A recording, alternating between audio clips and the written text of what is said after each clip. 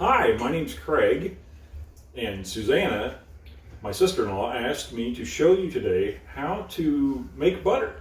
It's very simple, and you can do it with your ingredients you can find at your local store. You don't have to have a cow to make butter. You can go to the store and get what's called heavy whipping cream. The heavy whipping cream is part of the milk, but it separates from the milk, and it's a heavy product where all the butter fat is.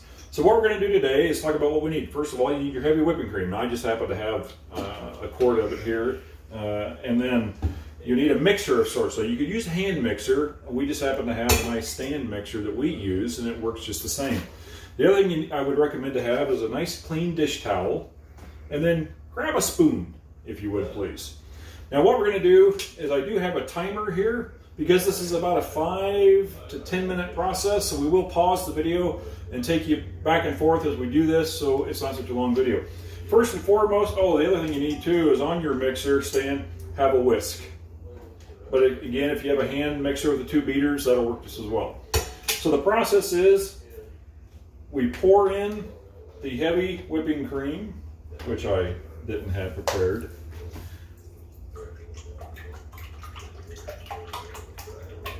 And it is a little splashy, which brings in the dish towel.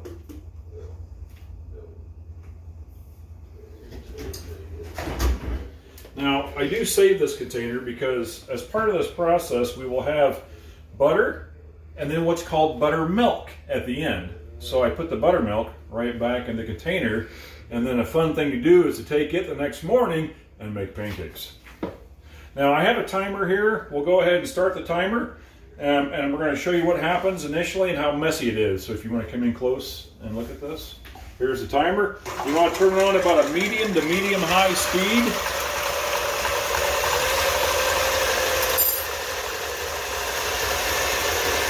It gets a little splashy, which is why I put the towel over it. So we'll come back in a second and show you what it looks like when it's fluffy. Okay, we're about 2.5 minutes in. And it's no longer milk, it's starting to look like a whipped cream. Now this is where you get your spoon, and once it's kind of fluffy like this, we're going to pause that at about 3 minutes in. And you can see now it's whipped.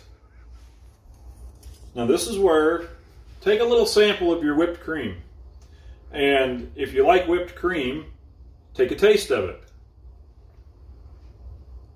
Now, if you just tasted that, it tastes nothing like the whipped cream you're used to, does it? Sadly, no. They usually make that more sweet with sugar. This is just the cream from milk, but that's what cream tastes like. So what we're going to do now is put it back in. And if you need to eat a cracker or something now to get that taste out of your mouth, go right ahead. We're going to turn it back on. And it's going to remain fluffy for a little bit, and then suddenly our fluff will disappear. At that point, I'll bring you back because it's not too long of a time between losing all our fluffiness that we have now to when we lose that fluff, it jumps to butter really quick, and then it makes a big mess. So we'll just go live from there at that point, but we'll be right back when we lose our fluff. Still waiting.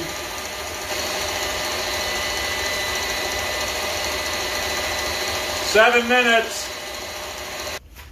So what we have now is it's not fluffy anymore. It's actually started to become clumpy.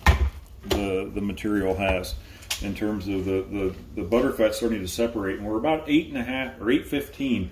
Now I'm going to turn it on now, and we're going to watch it until it explodes into butter, and I mean that literally. There'll probably be a splash that hits the camera lens. So we're going to keep timing. And again, we're beating at about a medium-high speed. Don't get crazy here.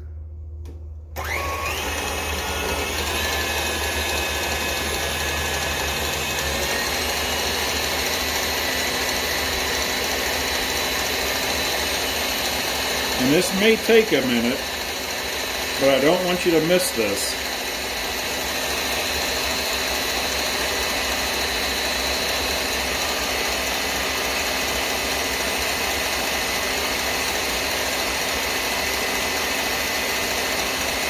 Camera operator's getting splattered here. Now we're at 13 minutes. Whoop, we are getting some splattering. Now it's starting to separate. Can you get in there and see close? So the camera operator got hit.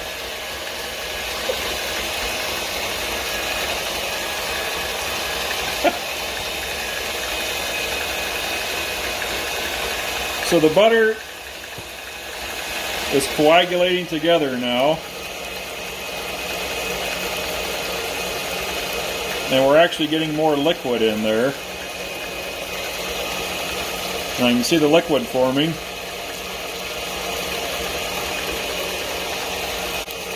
Okay, now it's starting to get sloppy. And it's been 14 minutes. Okay, now now it is splattering. We're going to pause for a second and on the timer, and I'm going to pause that. And we're going to show you what this is doing. So what we have is some butter, and I'm going to grab a quick pan and a strainer just to show you. That's the buttermilk. So we're pouring out some buttermilk. All right, I should put that where you can see that. And then it's not fully separated yet. So we're going to put that back on and let that continue. There's where it starts to form together. Oh my goodness, we're jumping butter up. Can you see down in there at a safe distance?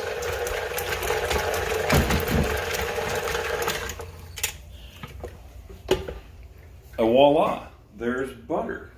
Now, we still have some things to do, but we can pour out more of the buttermilk, and you can also lose some butter, which is important to note that I didn't tell you, but always wipe your counter down before you start, like I did. I didn't show you that part, because then you can throw it back in and not put any more germs back in there.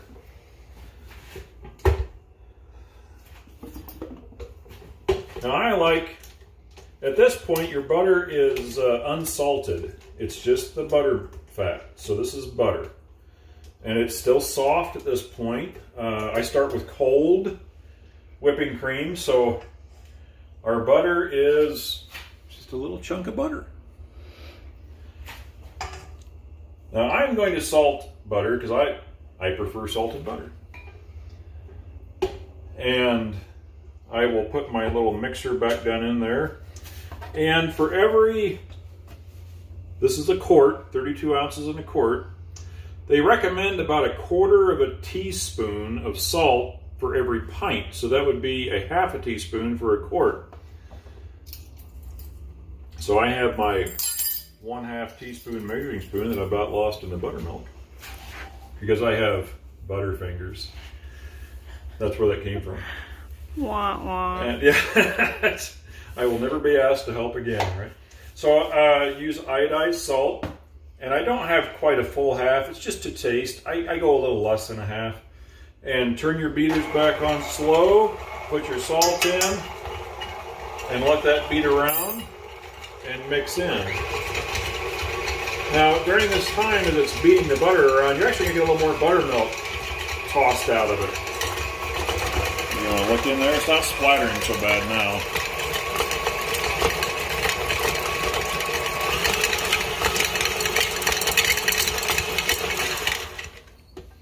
And we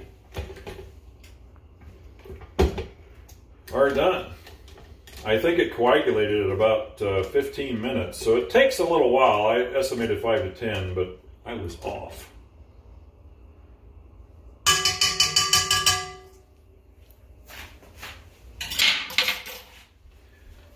Now the next thing you're going to need is some parchment paper, which I also neglected to, so pause and I'll be right back. One. I'm battling the parchment paper.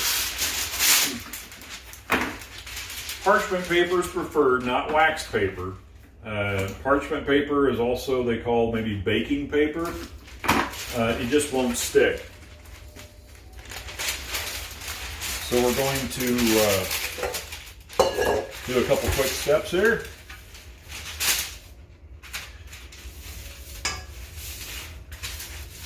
We're going to take our butter and just put it on the parchment paper. And then the last of the buttermilk.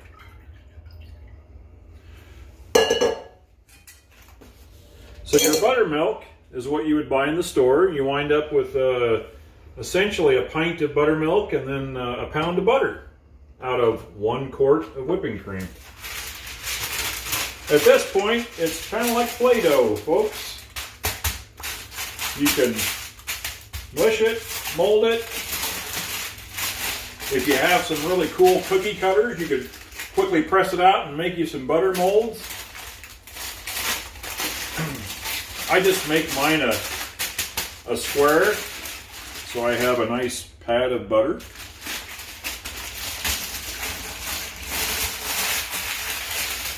I fold it and wrap it while it's still mobile. Stick it in the fridge. And when you're ready to fill your butter dish,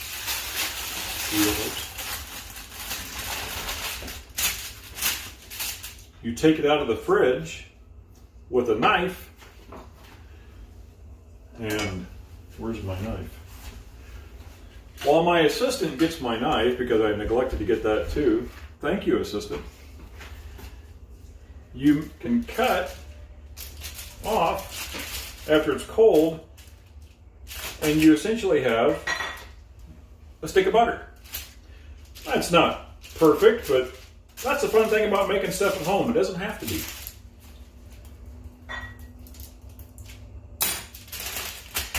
So that's how you make butter. Thanks for joining me.